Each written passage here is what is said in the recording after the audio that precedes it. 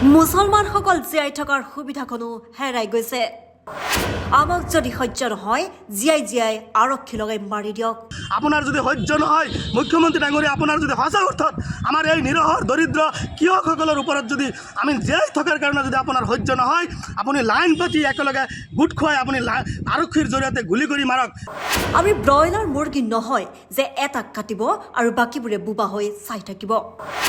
মুখ্যমন্ত্ৰীয়ে খৰ্ব কৰিছে সংবিধানে দিয়া মৌলিক অধিকাৰ। আৰু আমি ব্ৰইলাৰ মুৰ্গী নহয় যে কোনোবাই কাটি থাকিব আৰু বাকী মুৰ্গীসকল চাই থাকিব। গতিকে আমি ব্ৰইলাৰ মুৰ্গী নহয় যে এটা মুৰ্গী কাটিব বাকী মুৰ্গীসকল বোবাৰ নিচিনা বহি থাকিব। আমি তেনেকুৱা আমি সংখ্যালঘু মানুহ নহয়। আমি গণতান্ত্ৰিকভাৱে আমি আন্দোলন কৰিম। আজি ভাৰতৰ সংবিধানে দিয়া মৌলিক অধিকাৰ আৰু আমাৰ যিটো বাক স্বাধীনতা, আজি অন্ন বস্ত্ৰ বাসস্থান, আজি সংবিধানে দিয়া মৌলিক অধিকাৰ আজি অসমৰ মাননীয় মুখ্যমন্ত্ৰী ডাঙৰীয়াই বা অসম চৰকাৰে আজি খৰ্ব কৰিছে। সংখ্যালঘু মুছলমান সাজু ৰাজপথ কঁপাবলৈ সংবিধানে দিয়া অধিকাৰ খৰ্ব কৰি সংখ্যালঘু মুছলমানৰ ওপৰত অত্যাচাৰ কৰা বন্ধ কৰিব লাগিব। অন্যথাই আমি সংখ্যালঘু সংগ্ৰাম পৰিষদে আমাৰ সংখ্যালঘু মুছলমানক লৈ আমি ৰাজপথত গণতান্ত্ৰিকভাৱে আন্দোলন কৰিম।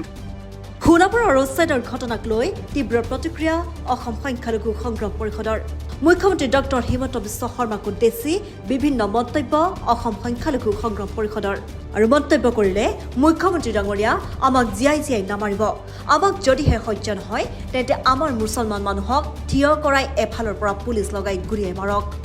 আমি কোনো ব্ৰইলাৰ মুৰ্গী নহয় যে এটা কাটিব আৰু বাকীবোৰে চাই থাকিব।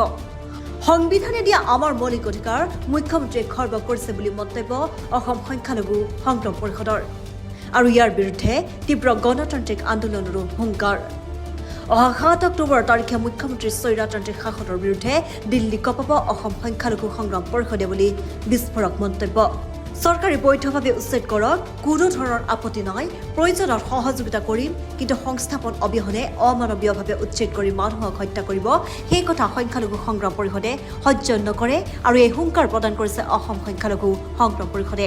আৰু মৃত পৰিয়ালক কমেও 10 লাখ টকাৰ ক্ষতিপূৰণ দিয়াৰ সমান্তৰালভাৱে আহত বেদখলকাৰী আৰু আৰক্ষীসকলক উন্নতমানৰ চিকিৎসা কৰাবলৈ দাবী উত্থাপন কৰিছে অসম সংখ্যালঘু সংগ্ৰাম পৰিষদে। মাটিৰ প্ৰয়োজন হৈছে আৰু চৰকাৰে উচ্ছেদ কৰাত আমাৰ কোনো বাধা নাই। উচ্ছেদৰ বিৰোধ আমি কেতিয়াও কৰা নাই, কিন্তু আমাৰ এটাই দাবী আছিলে যে উচ্ছেদ কৰাৰ পূৰ্বে সেই বেদখল কৰা সেই ব্যক্তিসকলক সংস্থাপন দিয়াৰ এটা ব্যৱস্থা কৰক। কাৰণ চৰকাৰৰ যেনেকুৱা উচ্ছেদ কৰাৰ দায়িত্ব আছে, সমান্তৰালভাৱে সেই মানুহখিনিক সংস্থাপন দিয়াৰো এই চৰকাৰৰ দায়িত্ব আছে। যদি সেই মানুহখিনি আমাৰ প্ৰকৃত ভাৰতীয় নাগৰিক হয়, আমাৰ এই অসমৰ মানুহখিনিক নাগৰিক হয়, বা আমাৰ কোনো ধৰণৰ অবৈধ নাগৰিক নহয় বা বৈধ নাগৰিক হয়, গতিকে যদি সঁচা অৰ্থত বৈধ নাগৰিক হয়, সেই মানুহখিনিক উচ্ছেদ কৰাৰ লগে লগে বা উচ্ছেদ কৰাৰ পূৰ্বে মানুহখিনিক সংস্থাপন দিয়াৰ দায়িত্ব এই চৰকাৰৰ আছে। আৰু আমি দেখিছোঁ চৰকাৰে যেনেকুৱা বসুন্ধৰা 1, 2, 3 গ'ল, এই 3টা পৰ্যায় কিন্তু সেই মানুহখিনিক কেৱল ভূমি নীতিৰ পৰা চৰকাৰে অৱহেলা কৰিছে আৰু সম্পূৰ্ণভাৱে তেওঁলোকৰ মৌলিক অধিকাৰ খৰ্ব কৰিছে। কোনো ধৰণৰ চৰকাৰে সুবিধা দিয়া নাই, মানুহখিনি তেওঁলোকক কোনো ধৰণৰ মাটি পাট্টা দিয়াৰ ব্যৱস্থা কৰা নাই। এই ক্ষেত্ৰত সম্পূৰ্ণভাৱে সংখ্যালঘু অধ্যুষিত অঞ্চলৰ মানুহখিনিক চৰকাৰে অৱহেলা কৰিছে আৰু একেবাৰে মানুহখিনিক মানে আপোনাৰ ৰাম ঠগন দিছে। গতিকে আমি চৰকাৰক আমি আহ্বান জনাইছোঁ যে আপোনালোকে উচ্ছেদ কৰক, আমি সহযোগ কৰিম, কিন্তু উচ্ছেদ কৰাৰ পূৰ্বে সেই মানুহখিনিক সংস্থাপন দিয়ক। আৰু সংস্থাপন নিদি পেলাই যদি উচ্ছেদ কৰা, এইটো আইন সংবিধান বিৰোধী হয় আৰু অসাংবিধানিক হয়। আৰু অমানসিকভাৱে যদি উচ্ছেদ কৰে, এনেকুৱা উচ্ছেদৰ বিৰোধী আমি সংখ্যালঘু সংগ্ৰাম পৰিষদে পূৰ্বৰ পৰাই কৰি আহিছোঁ আৰু আমি ভৱিষ্যতে কৰি যাম। অসম চৰকাৰে যাতে কোনো ঠাইত এনেকুৱা পুনৰাবৃত্তি ঘটনা নহয়, গতিকে আমি সংখ্যালঘু মুছলমান যদি এনেকুৱাই অত্যাচাৰী হয়, এনেকুৱাই নিৰ্যাতন যদি আমাৰ ওপৰত চৰকাৰে এনেকুৱা সিদ্ধান্ত ল'ব লাগে, যি সিদ্ধান্তত আমাৰ এই অসমত মুছলমান মানুহ লাগিলে একেলগে লাইন পাতি থিয় কৰাই আপোনালোকে গুলি কৰি মাৰক, কিন্তু কেনেকুৱা জীয়াই জীয়াই আপোনাক নামাৰিবলৈ আমি আহ্বান জনাইছোঁ।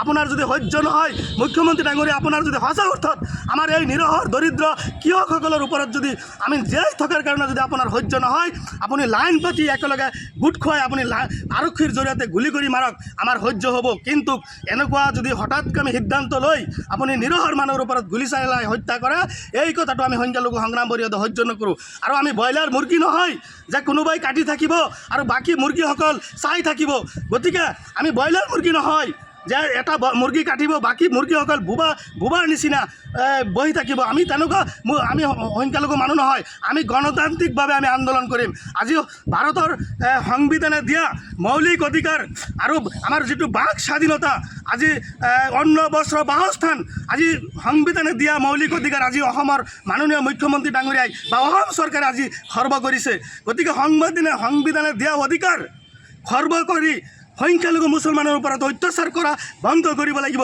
অন্যথাই আমি সংখ্যালঘু সংগ্ৰাম পৰিষদে আমাৰ সংখ্যালঘু মুছলমানক লৈ আমি ৰাজপথত গণতান্ত্ৰিকভাৱে আন্দোলন কৰিম আৰু ইতিমধ্যে আমি অহা 7 তাৰিখে আমি দিল্লী কপাম এই মুখ্যমন্ত্ৰীৰ যিটো স্বৈৰাচাৰী শাসন আৰু এই যিটো অত্যাচাৰ আৰু বিভিন্ন ধৰণৰ মানসিক শাৰীৰিকভাৱে অত্যাচাৰ কৰা যিটো পৰিকল্পনা এই পৰিকল্পনা নিহা কৰাৰ কাৰণে আৰু দিল্লী নেতৃত্বত জনোৱাৰ কাৰণে ইতিমধ্যে আমি এটা সিদ্ধান্ত লৈছোঁ যে সংখ্যালঘু সংগ্ৰাম পৰিষদে হাজাৰ প্ৰতিবাদকাৰী লৈ আমি ৰাজপথ কপাবলৈ আমি বাধ্য হ'ম তাৰ উপৰিও আমি আন্তঃৰাষ্ট্ৰীয়ভাৱে এই যে অসমৰ যিখিনি অত্যাচাৰ চলি আছে আমাৰ বিশেষকৈ সংখ্যালঘু মুছলমানৰ ওপৰত যে পৰিকল্পিতভাৱে মুখ্যমন্ত্ৰী ডাঙৰীয়াই যে আমাৰ ওপৰত অত্যাচাৰ চলাইছে আমি জীয়াই থাকিবলৈ আমাক সুবিধা কোনো দিয়া নাই আমি বসবাস কৰি থকাত আমাৰ কোনো ধৰণৰ চৰকাৰে সুবিধা দিয়া নাই চৰকাৰী সুবিধাৰ পৰা আমাৰ বঞ্চিত কৰিছে এই যে সমগ্ৰ কাহিনী আমি আন্তঃৰাষ্ট্ৰীয়ভাৱে আমি লৈ যাম ইতিমধ্যে চন্দ্ৰবাবু নাইডু আৰু নীতিশ কুমাৰৰ ওচৰত আমি যোৱাৰ প্ৰস্তুতি চলাইছোঁ যে কেন্দ্ৰীয় নেতৃত্বত যাতে হেঁচা দিয়ে মুখ্যমন্ত্ৰী ডাঙৰীয়াক যাতে হেঁচা দিয়ে এই অসমৰ নিৰ্যাতন যাতে বন্ধ হয় গতিকে মুখ্যমন্ত্ৰী ডাঙৰীয়াক আমি আহ্বান জনাইছোঁ যে আমাক অন্ততঃ জীয়াই থাকিব দিয়ক আৰু অসমত যদি বিভিন্ন পশু বা বিভিন্ন জীৱ জন্তুৰ যদি এই স্থান আছে অসমত যদি বিভিন্ন প্ৰাণীৰ স্থান আছে তেনেহ'লে মানৱ জাতিৰ কিয় স্থান নাই বিশেষকৈ মুছলমানৰ কিয় স্থান নাই এই মুছলমানসকলৰ কি অসমত কোনো অৱদান নাই নেকি অসম আন্দোলনত কি মুছলমান মৃত্যু হোৱা নাই নেকি অসম আগবাঢ়ি লৈ যোৱাৰ ক্ষেত্ৰত আৰ্থিকভাৱে সচ্ছল কৰাৰ বহল কৰাৰ ক্ষেত্ৰত কি আমাৰ মুছলমান মানুহৰ কোনো অৱদান নাই নেকি মুখ্যমন্ত্ৰী ডাঙৰীয়াই পাহৰি যাব নালাগে অসমখন আগুৱাই লৈ যোৱাৰ ক্ষেত্ৰত আন্দোলনৰ ক্ষেত্ৰত অসমীয়া অস্তিত্ব জীয়াই ৰখাৰ ক্ষেত্ৰত মুছলমান সমাজৰ কিন্তু অৰিহণা আছে সংখ্যালঘু মুছলমান মানুহৰ কিন্তু যথেষ্ট অৰিহণা আছে গতিকে মুখ্যমন্ত্ৰী ডাঙৰীয়াক আমি পুনৰ বিবেচনা কৰিবলৈ আমি আহ্বান জনাইছোঁ সংখ্যালঘু মুছলমানৰ ওপৰত অত্যাচাৰ বন্ধ কৰক অন্যথাই মুখ্যমন্ত্ৰী ডাঙৰীয়াক আমি সকীয়াই দিছোঁ পৰৱৰ্তী সময়ত অসমৰ পৰিস্থিতি যদি ভয়াৱহ তেনেহ'লে যদি আইন শৃংখলা অৱনতি ঘটে ইয়াৰ দায়ী হ'ব মুখ্যমন্ত্ৰী ডাঙৰীয়া আৰু গৃহ বিভাগ গতিকে আৰু তাৰ লগতেও যিসকল ব্যক্তি মৃত্যু হৈছে তেওঁলোকৰ ক্ষতিপূৰণ আমি দাবী কৰিছোঁ আৰু লগতে যিসকল আৰক্ষী ইতিমধ্যে আহত হৈছে তেওঁলোকৰ আহু আৰোগ্য আমি কামনা কৰিছোঁ আৰু পুনৰ কোনো ঠাইত যাতে এনেকুৱা ঘটনা সংঘটিত নহয় তাৰ বাবেও আমি মুখ্যমন্ত্ৰী ডাঙৰীয়াক আমি সকীয়াই দিছোঁ জুৰিয়াৰ পৰা নাজিমুদ্দিনৰ ৰিপৰ্ট খবৰ.com